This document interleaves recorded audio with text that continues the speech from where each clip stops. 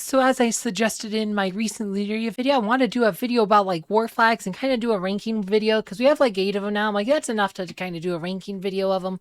So let's just start from the bottom and go up from there. So I'd say the worst war flag of them all is the war flag of decline.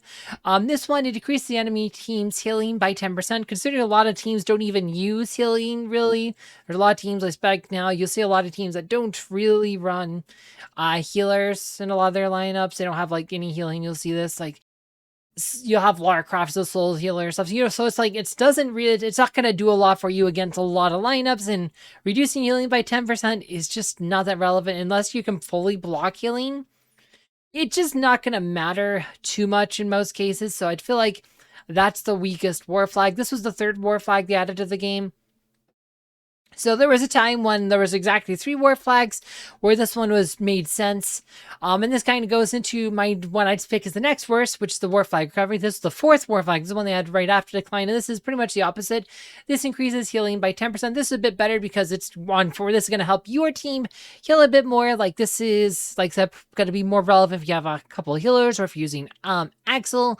This could also be relevant in the City Hall, like on the Clash of Worlds, if you're doing like have a City Hall defense, because that one has City Hall has extra healing for teams, so this can stack with that, get you even more healing. So it is not totally useless, but it is mostly, like I said, you're gonna use it for very niche use. I feel like there's better war flags. 10% healing, like I said, it's not a lot in most cases. Can stack that City Hall, can be good for like if you're trying to sustain or something, but I feel like this is the second weakest flag.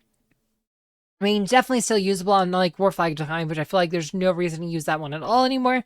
Like there are some niche uses for recovery, and the next one I'm going to put up is the war flag is with warriors. This is the 5th one they added. So again, we had the 3, like I said, the original, like I said, you had war flag of Fervor and Pet Strength, which I think were both launched at the same time, where they launched Pet Strength really shortly after Fervor.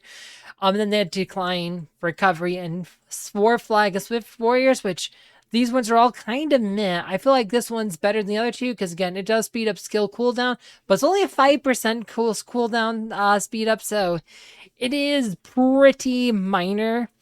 Especially a lot of fights are fast. Kind of like some of the better heroes to use because I think they're warriors, so you could... Ninja Turtles are one of the better warriors. Probably warriors, a lot more physical attackers.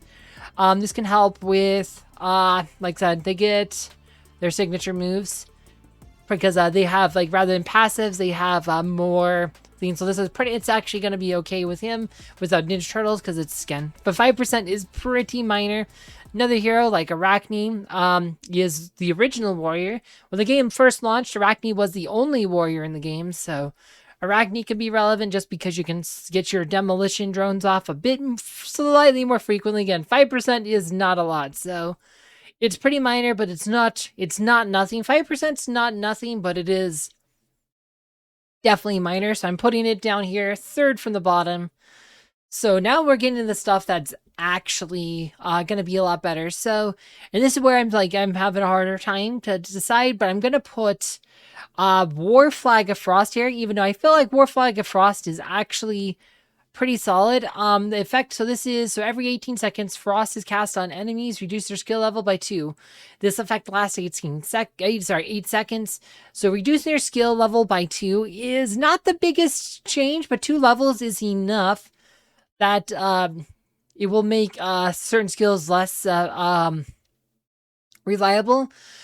So Odus Rennie, level 130, she has chance to protect from a debuff is lower if the target's level is above 130. Since level 130 is max level, obviously if this is max, it's going to be good. But if you lower his skill by 2 levels, it now says chance to protect a debuff is lowered if target level is above 128, right?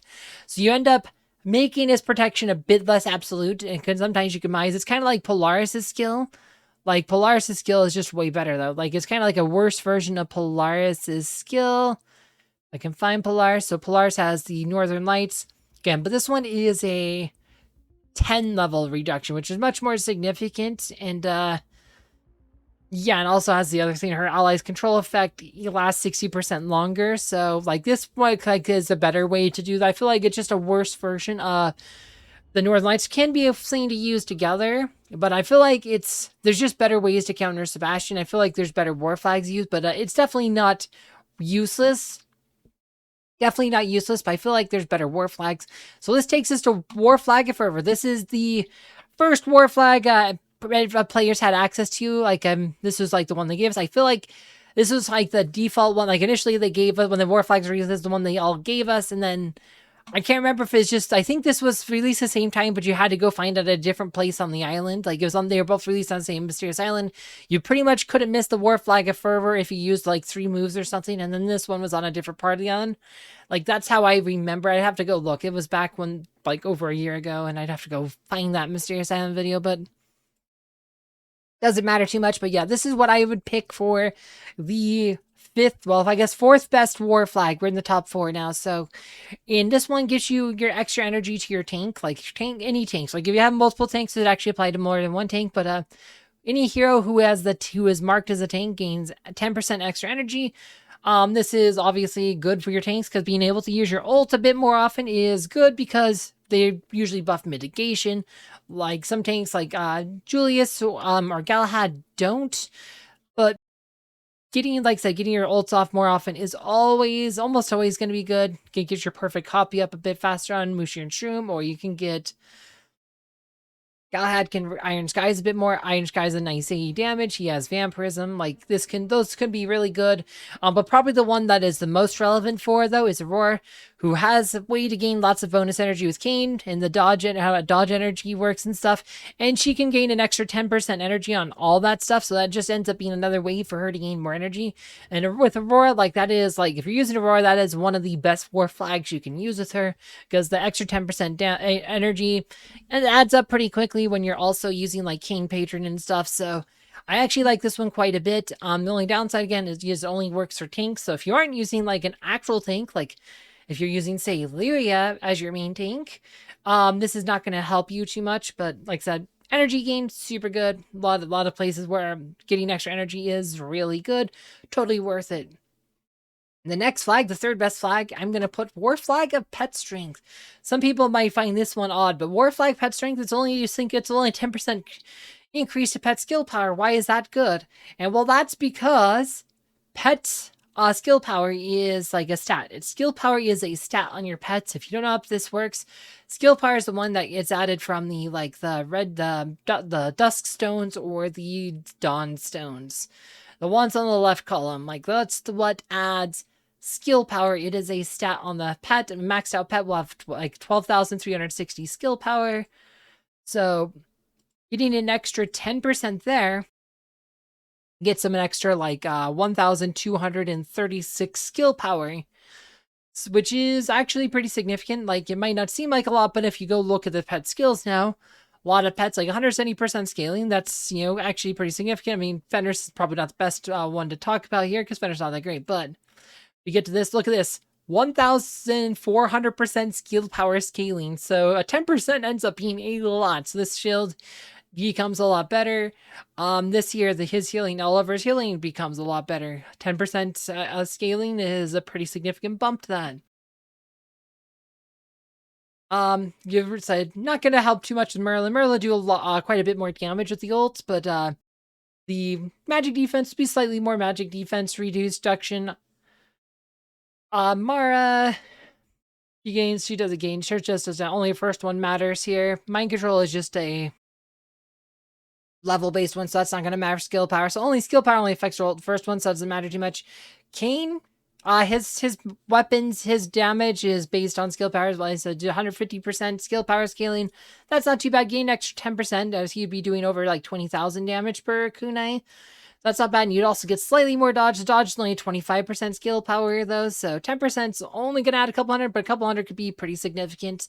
It could also might be the difference between being able to go above Valeria's debuff if you like or not, depending on what you're doing. So not bad here.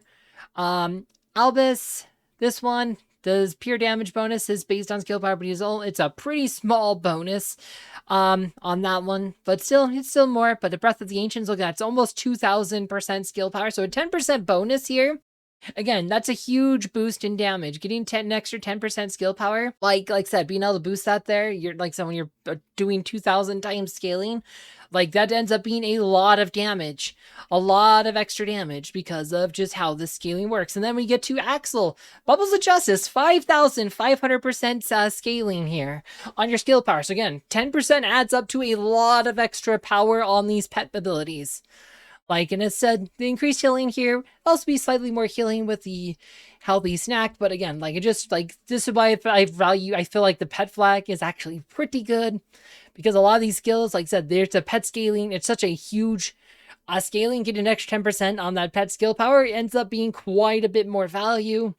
Chorus, again, he's got his attack is pretty much the same as Kane's. He has 150% scaling. It'd be about 20,000 damage or whatever. I'm not going to do the exact math, but then the Indomitable, right? His chance to block control effects. It just adds, like, getting that, using the pet war flag, adds a couple. I did the math once. I want to say is around 3%. I can't remember the exact number, but it gets you like an extra 2 or 3% chance to block control effects. The difference between like 70-ish% to like 73% might sound like a lot, but it can help you mize against certain heroes. If you're trying to be like Lars, you don't want to get stun locked. Totally good here. Always, like I said, Chorus, one of the best pets in the game, or actually is the best pet in the game. I've mentioned this a few times, so worth using there. And of course, Vex, he does not have as much skill power scaling, like I said, but it's fine. Like, again, it helps. Like, so I feel like there's other better pets to use than Vex, but like Albus, Axel, those are huge scaling. So that 10% ends up being a lot of value there. So that's where I put third war flag. And I know I spent longer talking about that one than probably going to talk about any of the others because the pets, we had to go through them. But war flag pet strength, actually really good. And I feel like some people sleep on this one, but I'm like, no, because of the way pet skill works, this war flag is great. All right, so that leaves us to the final 2 war flags, what I consider the best 2 war flags, which are also the newest 2 war flags. So the next one I'm going to pick is going to be the War Flag of Vanguard. War Flag of Vanguard is once every 4 seconds, heals the front hero in your team for 1.6% of their max health, and additionally for 0.3% for every inserted red pattern. So if you have 3 red patterns, this is 2.5% of their max health. You could also, in theory, you've used the new health patterns if you have enough to get a red one instead to increase the max health of your team. But like, this is, like I said, and again, this is the frontmost hero, so it doesn't have to be a tank. This will help whoever uses tank, but if you're using like Lyria for a tank or using Krista for a tank, this will help heal them too. Again, it's almost like, and a lot of heroes can't even use Oliver. This kind of getting Oliver on a hero who can't even necessarily use Oliver, but it'll also stack with Oliver, just extra healing. And also, if your frontmost hero dies, it starts healing whoever's the front of your line. So this goes with the whole battle. Like I said, this adds quite a bit of healing. I really wish the combat data would show us how much healing we get from war flags. It doesn't really show up in the stats if we go use like a war flag here. We actually have Vanguard right here. So if I go to we're just gonna do this, doesn't really matter. We're just gonna speed this up here because it doesn't really matter. We just want to see that. I also want to show you the combat data after the fight. And we're actually destroying them because Lara Lyria is pretty good. Now, if Drew can get the win, we're getting wrecked by Yasmin, unfortunately. Yasmin's a lot better when you don't have Celeste, but yeah. So, but yeah, if you look here, the healing, the war flag does not show up, so we do not know how much healing we got from the war flag, which is unfortunate because it probably healed quite a bit. Like if we went to the replay, if we go to that replay now, we will see a lot of healing from this war flag. So, and you'll just see the war flag healing. Oh, I think we're getting, yep, there you go, 25,000. Yeah, Yasmin can actually block healing a bit, so I think we were seeing a bit of that being blocked, but it can add a lot.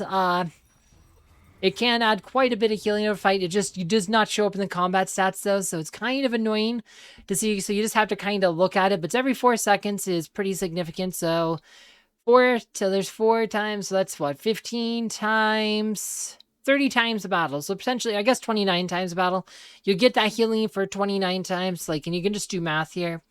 Like if a hero has 1,000,000 HP, it's going to heal 25,000 HP every 29 times, about every 4 seconds. So pretty significant healing there. Adds up quite a bit. So I think because again, because it works for any frontline, any hero you have on the very front, and if your most hero dies, it actually starts healing the next hero, whoever ends up being there. Like Ju was getting healed at the end of that fight. Like after Lyria died, Ju was starting to get the healing instead. So it's just super good because it goes down the line, like actually really good. And as I said, I was really torn. I almost thought about putting this top. However, I feel like the War Flag of Readiness is actually better. And that's because this gives you bonus energy, but gives you bonus energy on whoever the backmost hero. It's kind of like the War Flag Vanguard, which helps your frontmost hero. This helps your rearmost hero, whoever it is. And so it starts at the beginning of the battle. They getting an extra 100 energy, plus 20 more energy for every red pattern. So that's, if you have 3 red patterns, it's 160 energy or 16%. It's 1,000 energy for an ult for most heroes. So most heroes need 1,000 energy. So this is a 10% at the start or 16%. And again, you get more every 20 seconds. This is relevant because one, it can help certain heroes combo off better, use their ult more. But like more importantly, if I put an attack pattern in here, if one of these red patterns is an attack pattern, and I have Sebastian in the rearmost spot of my team, this is instant Ode to Serenity to start a fight with Sebastian. You won't have to worry about like an early Lara stun or an early Arachne stun getting you for Ode to Serenity stun. This can guarantee, if you have an attack pattern in one of these, you can guarantee Ode to Serenity. If you have 3 red patterns and one of them attack, you can guarantee Ode to Serenity with a max Sebastian and an attack pet like Albus or Fenris. Like you can literally have Ode to Serenity right at the beginning of the fight, no waiting. So like that's good, but again, like this can help like say Lars combo off more often. It can help like that could help like pretty much anybody you want to put in the rear. Like literally anybody. Could be Jet. If you have Jet in the rear and you want him to have his elixir of vitality or whatever faster, like that one where it's like I said, it's really good. Like I said, getting extra energy, being ult faster.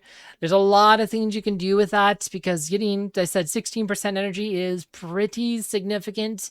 Bit more in the case of Sebastian if you use an attack pattern because how Public Idol works. But being able to get Iris's ult off faster, for example, Iris is a tank slayer.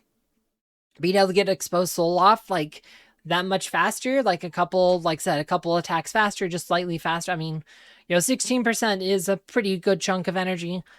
And like I said, so this can help you just kind of eat down a tank fast.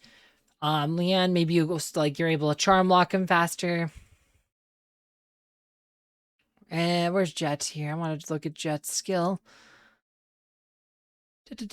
Jet, his elixir of vigor. So this gives a physical attack boost to your highest attack hero. The Tele of Energy, like the ally reset, yes. So 30% bow speed and a health regen effect. So the lowest, the ally, the greatest physical attack. Yeah, so this could be, if you're choosing these strategies here, you can try to get an early ult the Jet. So that ends up being really good just because there's a lot of ways you can use that to gain extra energy. There's ways you can build your team around this one. So I feel like War Flag of Readiness is the best War Flag in the game right now. Though, again, like there's several War Flags I think are viable. I think the only flag that's not really worth using right now is War Flag of Decline, but War Flag Readiness, you can't go too wrong with it. Because again, if your rearmost hero dies, it'll start giving energy to the next hero. So it's actually pretty good. It's like War Flag Vanguard. So it's not specific types like the War Flag of Fervor. And again, War Flag of Pets, like the pet one, again, is good because you're pretty much always going to have a pet. So instead, because of the way pets work, this is pretty good. So that's what I'd say his top 3 are. War Flag of Readiness, War Flag of Vanguard, and War Flag of Pet Strength in that order for my top 3. Anyway, not too much more to say on this one. Speaking of pets, if you're interested, I have done a ranking video on pets as well. If you want to see how I rank all 10 pets, check out the video down below. As always, thank you for watching.